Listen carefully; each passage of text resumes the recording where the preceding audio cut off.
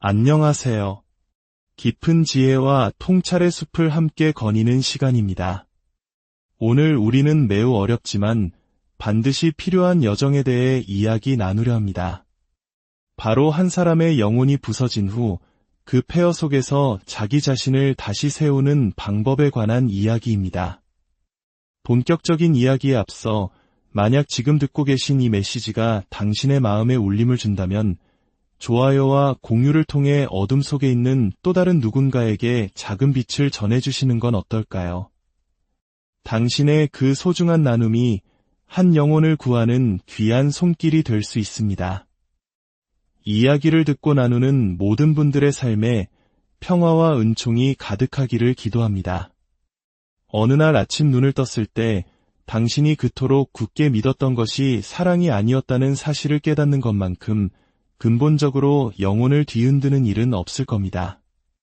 그것은 사랑의 이름으로 행해진 통제였고 교묘한 왜곡이었으며 아주 서서히 진행된 심리적 잠식이었습니다. 당신은 신뢰했고 모든 것을 내어주었으며 좋은 사람이 되기 위해 애썼습니다. 하지만 그 대가로 돌아온 것은 친밀함이라는 가면 아래 조용히 그리고 철저하게 당신의 영혼이 조각나는 경험이었습니다.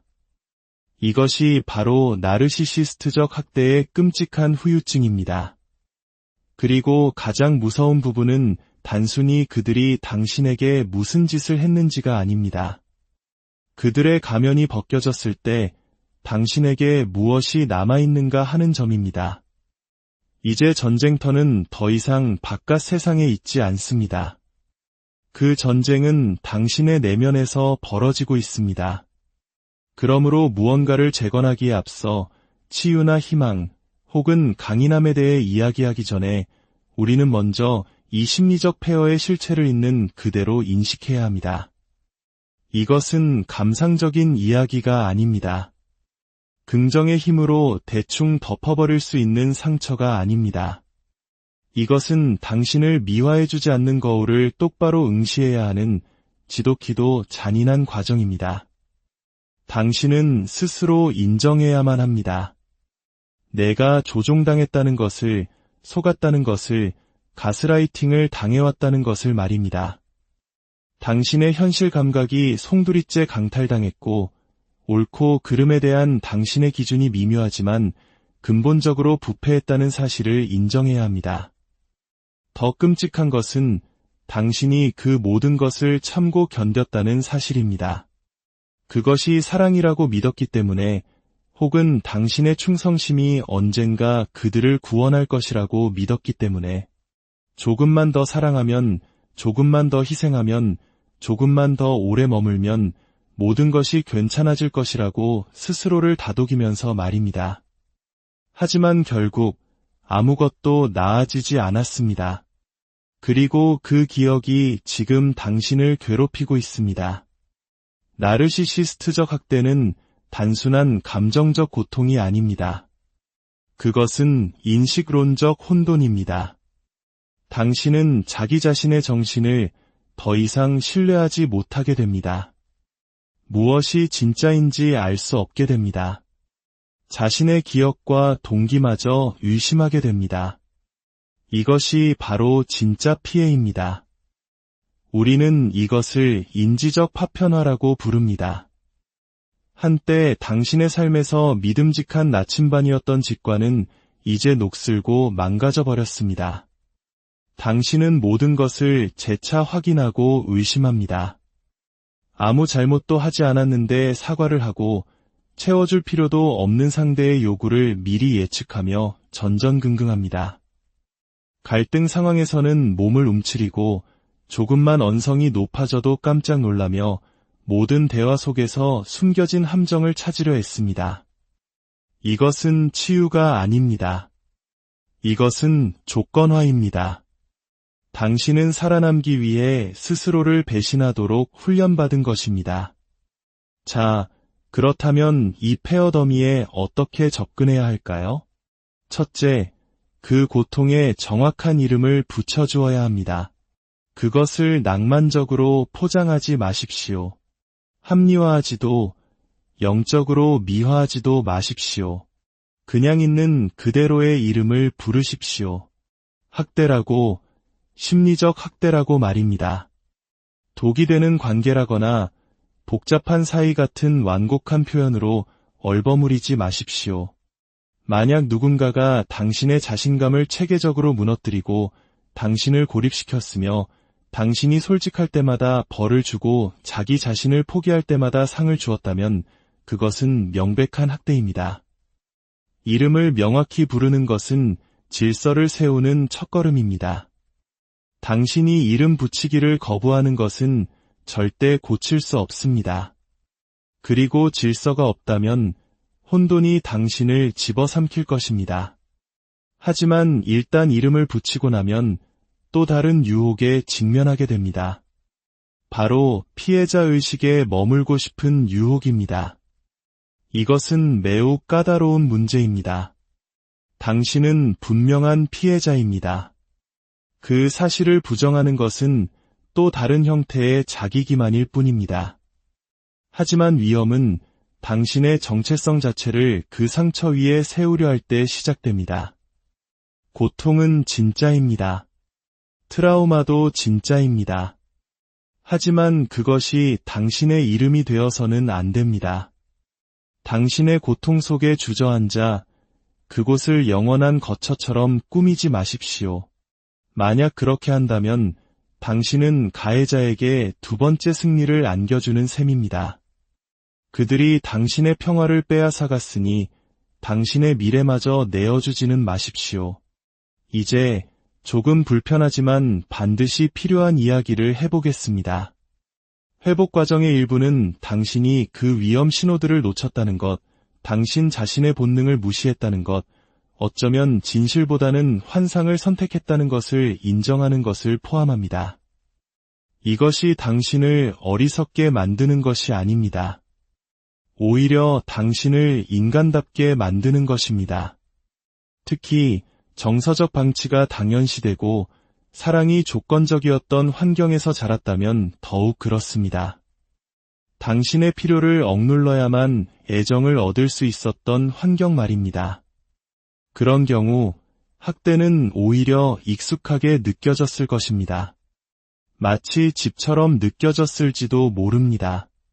그것이 옳아서가 아니라 단지 알고 있는 방식이었기 때문입니다.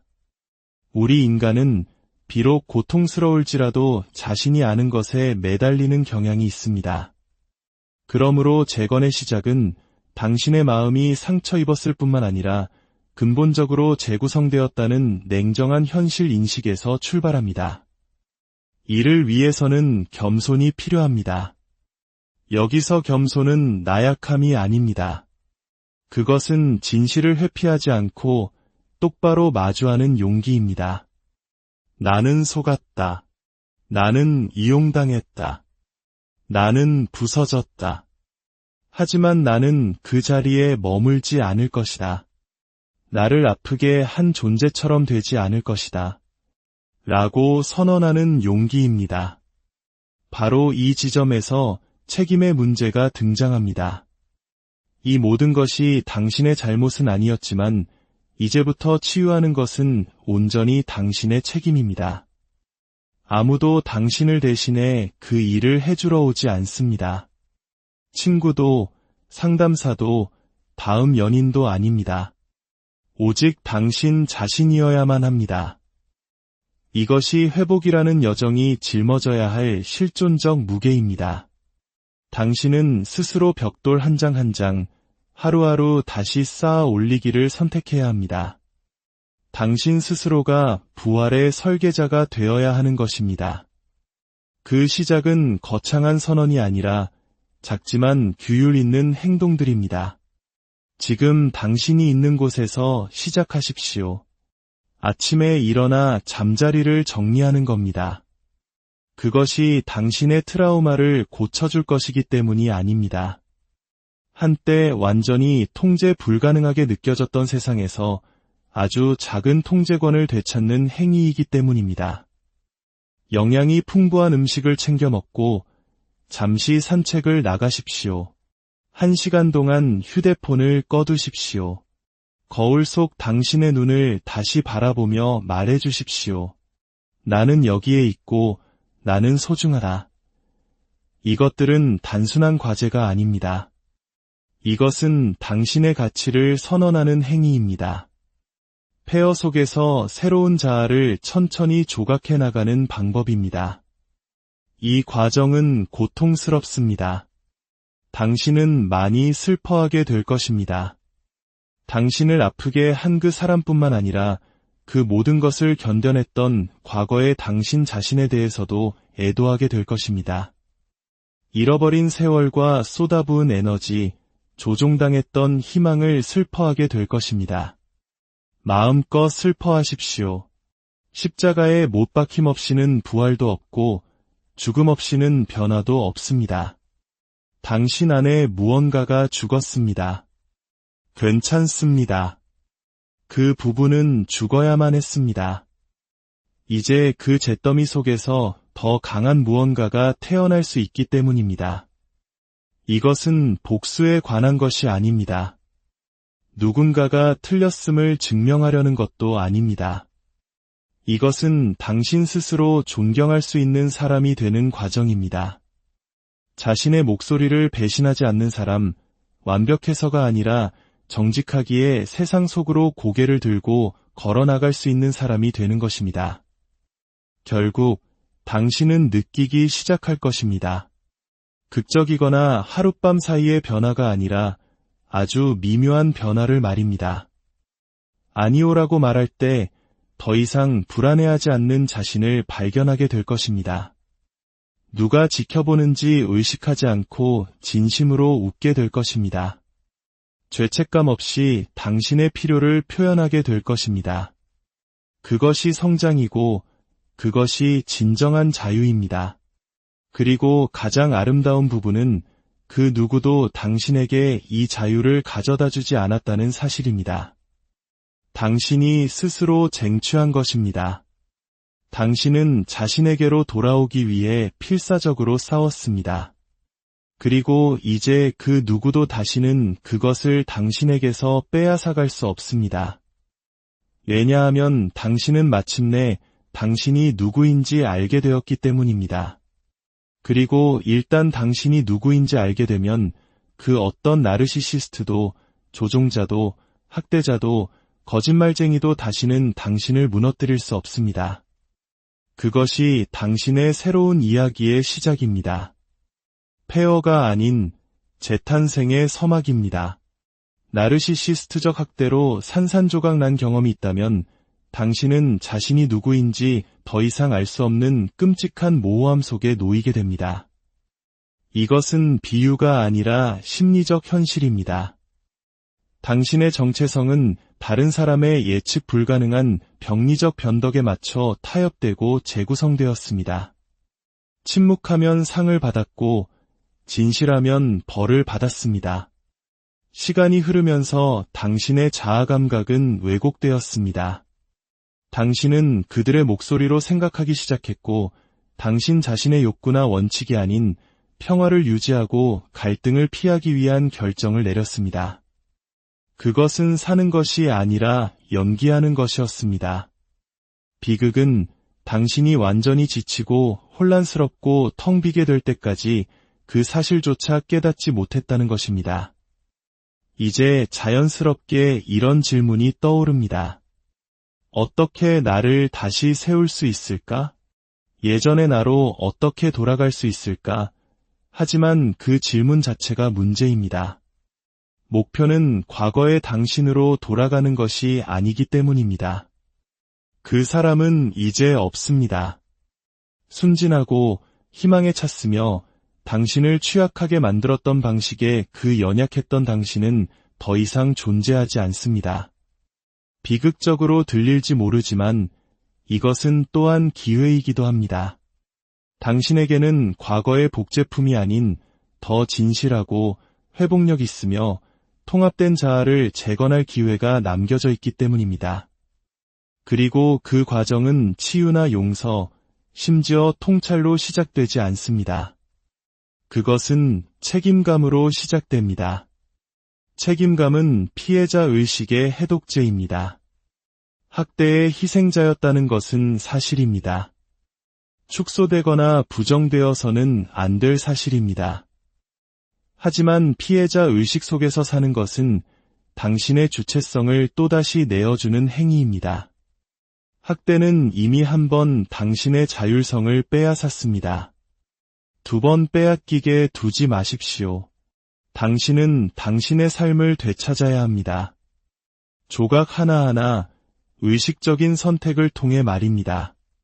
그리고 시작할 수 있는 유일한 곳은 바로 당신 눈앞에 있는 것들입니다. 당신은 세상을 바꾸려 함으로써 자신을 재건하는 것이 아닙니다. 세상을 대하는 당신의 방식을 바꿈으로써 자신을 재건하는 것입니다.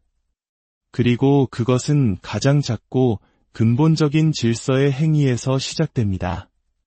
당신이 혼돈 속에 있었다면 해결책은 구조입니다. 내면 세계가 파편화되었다면 외부 세계는 규율을 반영해야 합니다. 당신의 방을 정리하십시오.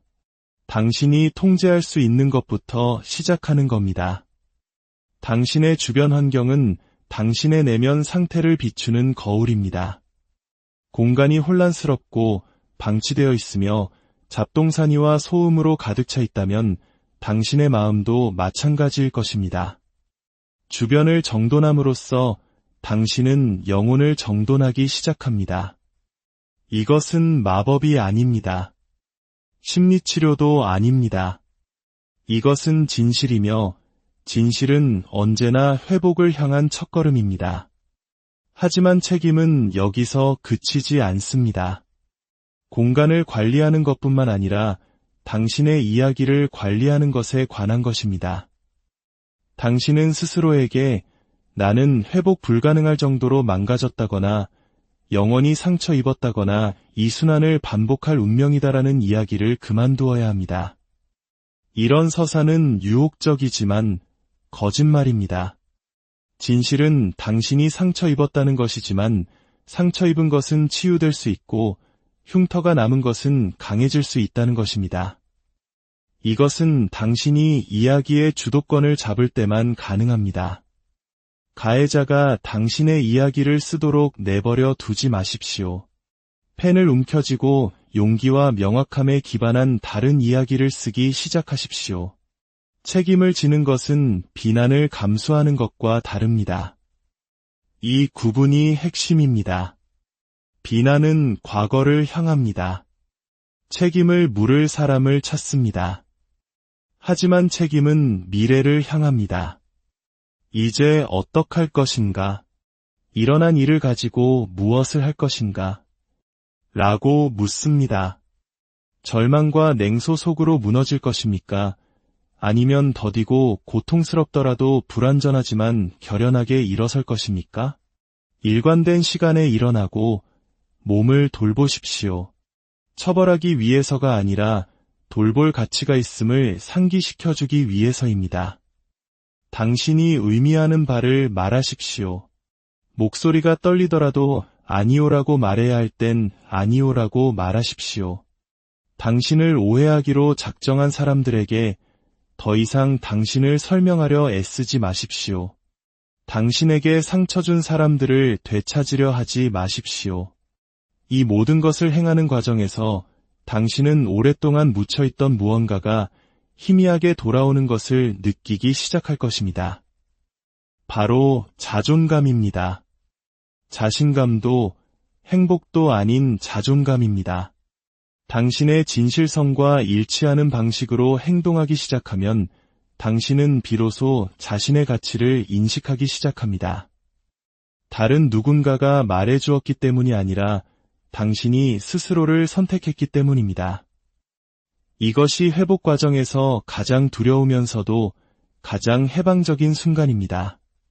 아무도 구하러 오지 않는다는 것을 깨닫는 순간, 구조도 마지막 사과도 완벽한 마무리도 없다는 것을 아는 순간, 오직 당신과 당신이 그 잿더미 위에서 무엇을 짓기로 결정하는지만이 존재할 뿐입니다. 여기에 역설이 있습니다. 당신이 더 많은 책임을 질수록 더 많은 자유를 얻게 됩니다. 진정한 자유는 책임의 부재가 아니라 책임의 결과입니다. 당신이 당신의 마음과 시간, 습관을 다스릴 때 당신은 더 이상 혼돈의 자비에 휘둘리지 않습니다. 당신은 더 이상 반응하는 존재가 아니라 주체적인 존재가 됩니다. 학대로부터의 회복 과정에서 주체성이란 모든 것입니다. 이 과정은 더디고 직선적이지 않습니다. 좌절이 있을 것이고 비틀거릴 것입니다. 익숙한 것으로 돌아가고 싶은 유혹을 느낄 것입니다. 하지만 저항해야 합니다.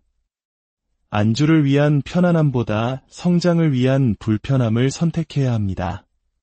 당신의 진실과 일치하는 행동을 할 때마다 당신의 정체성에는 더 깊은 홈이 파입니다. 스스로를 위해 나설 때마다 당신은 조금 덜 부서지기 쉬워지고 조금 더 온전해집니다.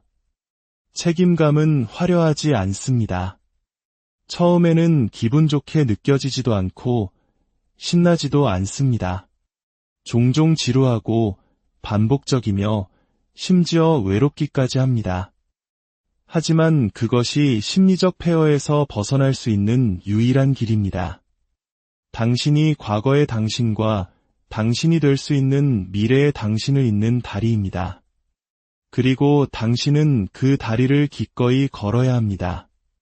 자신의 마음과 목소리, 가치에 대해 책임을 지기로 선택하는 순간 당신은 흔들리지 않는 존재가 됩니다. 고통의 면역이 되어서가 아니라 당신이 누구인지 알기 때문에, 그리고 아무도 다시는 그것을 당신에게서 빼앗아갈 수 없기 때문에 흔들리지 않는 것입니다. 그것이 바로 당신이 정체성을 되찾는 방법입니다. 분노나 복수가 아닌 온전한 책임감을 통해서 말입니다. 당신 내면의 혼돈은 당신을 다시 무너뜨렸던 패턴으로 끌어들이려 할 것입니다. 하지만 당신이 그 선을 지키고 편안함 대신 진실을 계속 선택한다면 당신은 변할 것입니다. 안개가 걷히기 시작할 것입니다. 당신은 사물을 있는 그대로 보기 시작하고 이염 신호를 합리화하는 대신 인식하게 됩니다. 조종을 변명하는 대신 감지하게 됩니다. 다시 한번 당신의 본능을 신뢰하기 시작합니다. 그렇게 되면 당신은 세상뿐만 아니라 자기 자신에 대한 신뢰를 다시 쌓기 시작합니다. 혼돈이 사라지는 것이 아니라 그것을 항해하는 법을 배우게 되는 것입니다. 슬픔을 느끼면서도 앞으로 나아가는 법을, 분노하면서도 품위를 잃지 않는 법을 배우게 됩니다. 이것이 성숙함이고 심리적 강인함입니다. 그리고 그것은 회피가 아닌 직면을 통해서만 얻을 수 있습니다. 결국 만약 당신이 끈기 있게 나아간다면 놀라운 일이 일어날 것입니다. 뒤돌아보았을 때 혼돈이 더 이상 두렵지 않다는 것을 깨닫게 됩니다. 그것은 이제 익숙하고 관리 가능합니다. 당신은 그 지도를 그렸고 그 과정에서 당신 안에 있는 새로운 영역을 발견했습니다. 당신이 가지고 있는지 몰랐던 힘, 원하지 않았지만 이제 소유하게 된 지혜, 그리고 가장 중요하게는 더 이상 진실을 두려워하지 않는 자아를 말입니다. 그것이 변화가 시작되는 방식입니다. 편안함이나 명료함 속에서가 아니라 혼돈 속에서, 그리고 당신이 기꺼이 그것을 마주하고 또 마주하여 마침내 질서가 나타날 때까지 계속하는 의지 속에서 말입니다. 누군가가 당신을 구했기 때문이 아니라 당신이 스스로를 구하기로 선택했기 때문입니다. 그것이 진정한 치유의 시작입니다. 경계를 세우십시오. 당신은 자신의 마음과 시간, 심장에 대한 접근권을 당신을 소모품처럼 대하는 누구에게도 빚지지 않았습니다. 당신의 가치는 침묵 속에서 얼마나 많은 고통을 견딜 수 있는지로 측정되지 않습니다. 당신이 자신을 존중하기 시작할 때 누가 분노하는지 지켜보십시오. 그것이 모든 것을 말해줄 것입니다. 당신을 진정으로 아끼는 사람들은 당신의 경계에 불쾌해하지 않고 오히려 존중할 것입니다. 경계는 한 번 선언하고 끝나는 것이 아니라 생활 방식입니다. 두려움이 아닌 당신의 가치에 따라 행동하기로 하는 매일의 결정입니다. 그 결정이 당신을 바꿀 것입니다. 당신은 당신이 신뢰할 수 있는 사람, 의지할 수 있는 사람이 될 것입니다. 그리고 기적처럼 혼돈이 가라앉고 불안이 부드러워지는 것을 알아차릴 것입니다. 왜냐하면 경계는 질서이기 때문입니다. 그것들은 당신을 세상으로부터 차단하는 벽이 아니라 당신을 똑바로 서게 하는 기초입니다. 생존은 끝이 아니라 시작입니다. 당신은 더 이상의 해를 피하기 위해 반응하고 방어하는 생존의 상태에 머물러서는 안 됩니다. 너무 높은 벽을 쌓아 아무도 들어오지 못하게 하는 것은 삶이 아니라 숨는 것입니다. 진정으로 회복하는 유일한 길은 초월하는 것이며 초월에는 목적이 필요합니다. 당신은 고통과 혼돈, 불의를 받아들여 그것에 방향을 부여해야 합니다. 그것을 연료로 전환해야 합니다. 이 고통이 헛되지 않을 것이라고, 그것이 당신을 빚어내고 날카롭게 하고 이전보다 더 강하고 현명하며 유능한 사람으로 단련시킬 것이라고 의식적이고 용감하게 결정해야 합니다. 당신이 겪은 일의 대가에 대해 스스로에게 거짓말하는 것을 멈추십시오. 이 일은 나를 부서뜨렸다고 똑바로 말하십시오. 당신의 정체성이 아니라 당신의 책임으로 그것을 소유하기 시작하십시오. 당신이 일으킨 일이 아니지만 이제는 당신이 다루어야 할 몫이기 때문입니다. 피해자에서 작가로의 전환이 모든 것입니다. 당신은 외부로부터 정의가 오기를 기다리는 것을 멈추고 그 폐허를 감옥의 창살이 아닌 건축 자재로 사용하기 시작합니다. 당신은 그것에 대해 글을 쓰고 말을 하고 여전히 그 안에 갇혀있는 다른 사람들을 돕습니다. 당신의 고통을 유용한 것으로 바꿀 때 당신은 그 경험을 구원하고 비극에서 의미를 구출합니다. 스스로에게 물어보십시오. 내가 두렵지 않다면 나는 어떤 사람이 될까? 내가 사랑과 존엄, 평화를 누릴 자격이 있다고 믿는다면 어떤 삶을 살까? 그 질문들이 앞으로 나아갈 길을 가리킵니다. 당신은 한때 포기하도록 강요당했던 가치들을 의식적으로 구현하기로 선택해야 합니다. 진실과 경계, 규율과 자존감으로 무장한 새로운 버전의 자신을 향해 나아갈 때 당신은 오랫동안 느끼지 못했던 자부심을 느끼기 시작할 것입니다. 과거가 사라져서가 아니라 더 이상 그것이 당신의 미래를 정의하도록 내버려 두지 않기 때문입니다. 당신은 당신을 부서뜨렸던 것과 정반대의 것을 구현하기 시작합니다. 숨는 대신 진실을 말하고 학대를 용납하는 대신 한계를 설정하며 이해해달라고 애원하는 대신 돌아서 걸어 나옵니다. 결국 당신은 지옥에 다녀왔지만 영혼은 온전하게 지켜낸 사람의 무게를 지닌 채 어떤 방에 들어가도 더 이상 움츠러들지 않는 그런 사람이 됩니다. 그것이 목적이 당신에게 주는 힘입니다. 그것은 고통을 지우지 않습니다. 단지 의미 있게 만들 뿐입니다.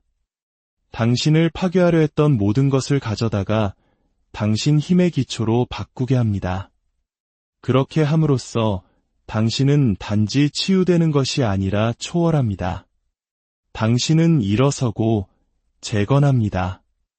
옛 자아가 아닌 더 용감하고 더 자각하며 더 온전한 새로운 자아를 말입니다. 그것이 목적의 힘입니다.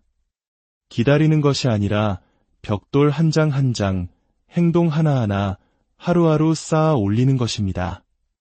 그러다 어느 날 뒤돌아보면 과거가 당신을 망친 것이 아니라 당신을 정련했다는 것을 깨닫게 될 것입니다. 불길이 당신을 삼킨 것이 아니라 당신을 단련시켰다는 것을. 그리고 고통이 이기지 못했다는 것을. 왜냐하면 당신이 그 의미를 결정했기 때문입니다. 그것이